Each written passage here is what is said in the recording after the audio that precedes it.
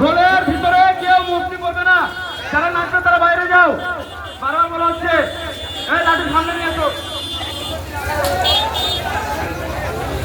কে আছে কাকে খাওয়ার